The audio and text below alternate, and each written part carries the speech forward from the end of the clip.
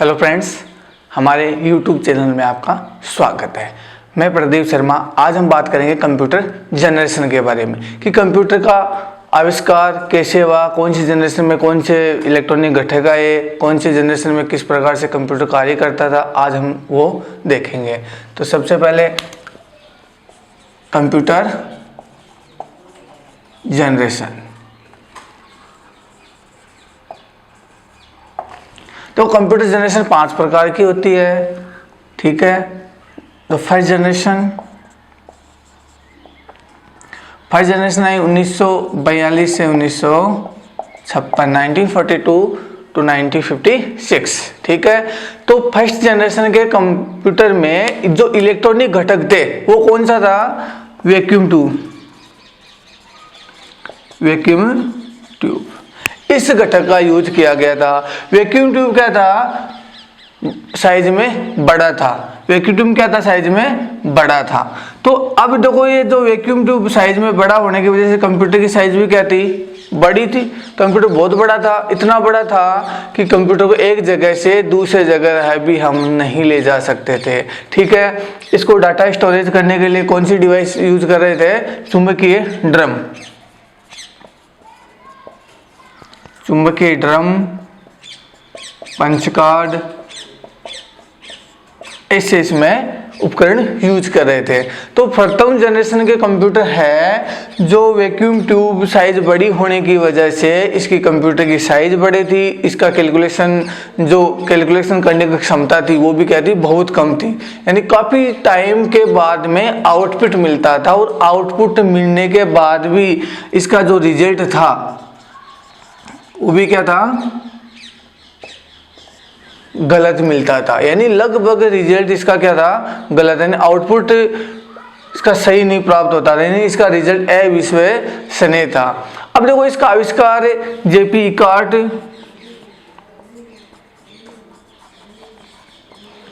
व जेडब्ल्यू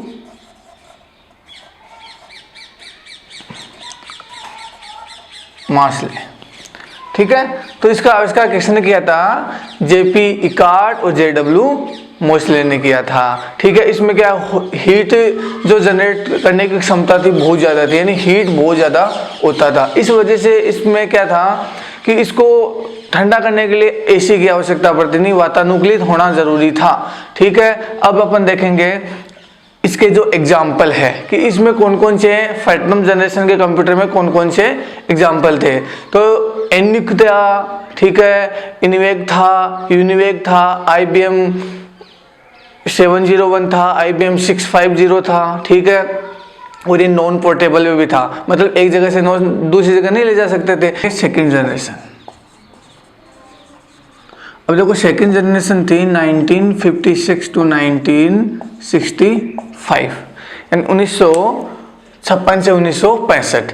अब देखो, जो सेकेंड जनरेशन कंप्यूटर में थे इसमें वैक्यूम ट्यूब की जगह क्या यूज किया गया था? ट्रांजिस्टर यूज किया गया था। अब देखो, ट्रांजिस्टर यूज करने से फायदा क्या हुआ कि अब देखो वैक्यूम ट्यूब बड़ा था और ट्रांजिस्टर की वैक्यूम ट्यूब की अपेक्षा साइज क्या थी? छोटी थी।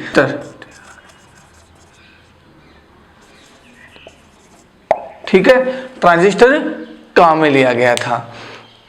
अब देखो, ट्रांजिस्टर यूज करने के बाद में साइज क्या होगी? प्रथम पीढ़ी की अपेक्षा छोटी होगी। किसकी? सेकंड जनरेशन के कंप्यूटरों की। अब देखो, सेकंड जनरेशन कंप्यूटर में क्या था कि जो अपने जो हीट पावर है, मतलब हीट जो जनरेट करने की क्षमता है वो क्या थी? प्रथम से कम थी, यानी फर्स्ट से अपनी हीट कैपेसिटी भी क्या थी? इसकी कम थी, यानी कम गर्म करता था।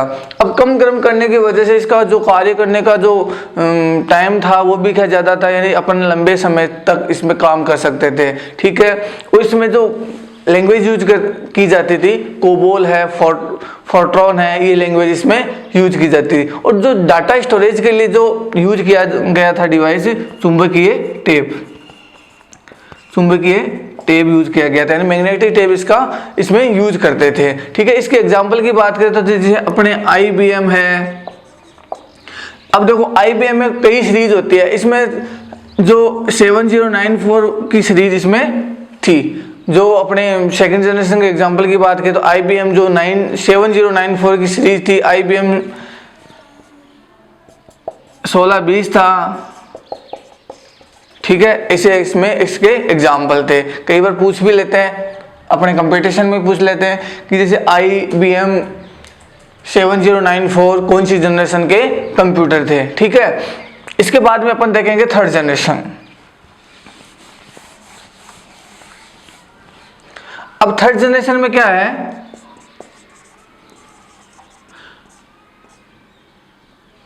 1965 टू 1975, ठीक है। अब देखो थर्ड जनरेशन में कंप्यूटर का ट्रांजिस्टर की जगह दूसरा इलेक्ट्रॉनिक उपकरण यूज किया गया, इलेक्ट्रॉनिक घटक। अब देखो ट्रांजिस्टर की जगह IC यूज किया गया, गर्म बहुत कम होता था। अब कम गर्म होगा तो इसलिए इसका जो कार्य करने का जो समय है वो बहुत ज्यादा था, ठीक है। तो IC यूज करने के बाद में इसकी जो टाइम है, काम करने की क्षमता है, वो भी ज़्यादा हो गई, लॉन्ग टाइम तक काम करने लग गए थे इस पे, और इसको AC की उतनी आवश्यकता नहीं पड़ती थी, ठीक है। और IC क्या है, छोटा उपकरण है, इसलिए इसको साइज भी क्या हो गई, छोटी, कंप्यूटर की छोटी हो गई। अब देखो इसका आविष्कार किसने किया था, जैक किलबे ने किया था।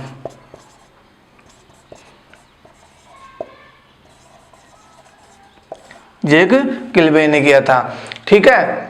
अब ये देखो इसके एग्जाम्पल की बात करें तो इसके एग्जाम्पल में जैसे IBM 360, ठीक है, TDC 316, ठीक है, इसमें हाई लेवल की लैंग्वेज यूज की जाती थी।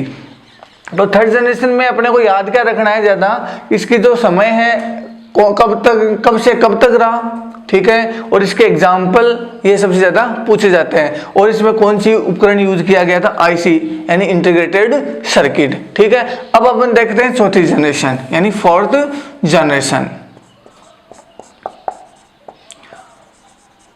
अब देखो फोर्थ जनरेशन में क्या है, फोर्थ जनरेशन आया 1975 टू 1985। अब इसके बीच में जितने भी कंप्यूटर्स अपने आए नई टेक्नोलॉजी के साथ, वो कौन से जनरेशन के थे, फोर्थ जनरेशन के थे। देखो फोर्थ जनरेशन में माइक्रो प्रोसेसर चिप यूज की गई थी। कौन सी चिप यूज की गई थी, माइक्रो प्रोसेसर।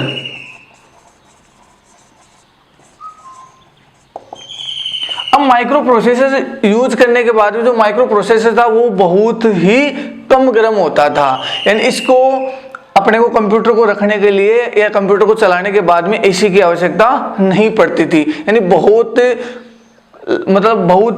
लंबे टाइम तक ये काम करता था, लॉन्ग टाइम तक इस पे अपन आराम से काम कर सकते थे। माइक्रो प्रोसेसर की जो काम करने की क्षमता बहुत ज़्यादा थी और इसमें कैलकुलेशन था वो भी फास्ट होता था, यानी अपने को कई गणनाएं एक साथ कर देता था, ठीक है। अब इसमें देखो कैलकुलेशन है, कोई भी पेंटिंग वगैरह करना है, कोई भी अपने को साउंड रेडी करना है, ठीक है, जो अपने को डाटा की बात, जो अपना डाटा संचार है एक जगह से दूसरी जगह तक अपने को डाटा पहुंचाना है, ठीक है, वो भी इसका ये आराम से कर लेता था। फोर्थ जनरेशन में इस प्रकार के कार्य भी होने लग गए थे। अब देखो इसके एग्जांपल की बात करें अपन, जैसे अपन पोर्टेबल कंप्यूटर है, अब ये फुल पोर्टेबल कंप्यूटर भी था। पोर्टेबल का मतलब इसको आराम से एक जगह से दूसरी जगह अपन आराम से ले जा सकते थे, ठीक है। जैसे डेस्कटॉप है, अपना नोटबुक है, ठीक है, पामटॉप है और लैपटॉप है, ये सारे कंप्यूटर अपने आए। और इसकी जो कार्य करने की क्षमता थी, जिसको अपन कौन सी, जो इसकी कार्य करने की क्षमता थी 10⁻⁻6 पर सेकंड से लेके 10⁻⁻9 पर सेकंड तक इसकी कार्य करने की क्षमता थी, यानी माइक्रो सेकंड से नैनो सेकंड तक ये आराम से काम करता था पर सेकंड, इतनी स्पीड से काम करता था। अब अपन बात करते हैं फिफ्थ जनरेशन की।